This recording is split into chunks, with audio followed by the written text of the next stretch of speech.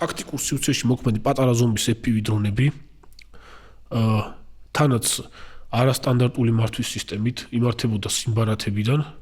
LTE ინტერნეტი რაც არის ეს მეოთხე თაობის ინტერნეტის გავლით ანუ ესენი არც თანამგზავრიდან იმართებოდა რაღაც თანამგზავრი მართვის ანტენას ვერ დააყენებდნენ არც იმ მანქანების გავლით იმართებოდა საიდანაც ამოფრინდნენ რუსული სატელეკომუნიკაციო სატელეფონო ქსელის ჩვეულებრივ მეოთხე თაობის ინტერნეტით იმართებოდა თვითონ უკრაინის ტერიტორიაზე ამ მანქანების ფუნქცია ერთადერთი ის იყო ტრაილერების რო ადგილზე მიეტანა ეს დრონები და ნუ ეს თავსახური ასე დისტანციურად მოხდა მის გაღებაც მათ სიგნალით ესეც საფერ განსაკუთრებული ელექტროაქტუატორები ეყენებოდა და სიგნალს მიიღებდა ალბათ აქაც შეიძლება იგივე მეოთხე თაობის ინტერნეტი გამოყენებულიყო კავშირისთვის არაფერი განსაკუთრებული მანდ არ არის